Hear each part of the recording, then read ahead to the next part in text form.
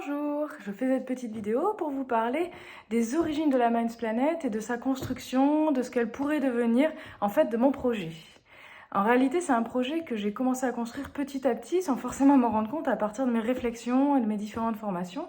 Donc principalement de l'analyse transactionnelle, dans laquelle vous trouvez tous les concepts parents, enfants, adultes, OK+, OK-, tous ces fonctionnements-là un petit peu sur le relationnel, en fait, ça vient de l'analyse transactionnelle, qui est quelque chose de passionnant, je vous laisse vous renseigner dessus.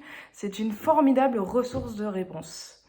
Ensuite, il y a beaucoup de choses qui proviennent de la préparation mentale et notamment de la méthode Target, qui en fait sert à guider les sportifs de haut niveau dans la gestion de leurs épreuves, de leurs compétitions. Donc, il va parler beaucoup de confiance en soi, d'aptitude au défi, de capacité à gérer les événements. Voilà, plus pas mal d'éléments, on va dire, venant du développement personnel au sens large, même si j'aime pas trop ce terme, de psychologie positive, de psychologie, de philosophie. En fait, c'est un ensemble de recherches qui n'ont aucune valeur scientifique, parce qu'elles proviennent de moi et que je suis ni psychologue, ni chercheur, ni scientifique professionnel.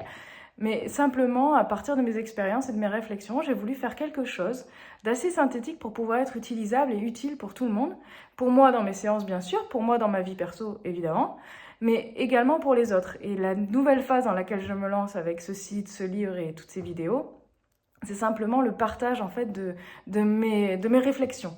Et je pense qu'en le partageant, je vais avoir le retour d'autres personnes qui ont d'autres formations et d'autres expériences, et ça peut être très intéressant parce que ce que j'aimerais dans un idéal, c'est qu'on puisse vraiment avoir une idée de ce qu'est le mental et pouvoir apprendre en fait à utiliser notre logiciel interne. En fait, pour moi, notre mental, c'est un outil fabuleux qui est souvent décrié parce qu'on le voit comme la petite voix dans notre tête qui nous déstabilise, l'émotion débordante, ingérable, et voilà, on est souvent quelque chose d'un petit peu méchant comme l'ego, on s'est associé à l'ego alors qu'en réalité ce n'est qu'une pauvre partie de notre mental, notre ego.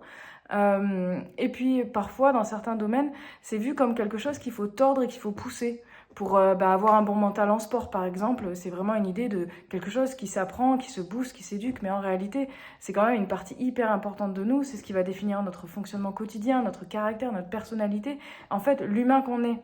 Donc c'est quand même dommage de voir ça comme quelque chose d'aussi violent.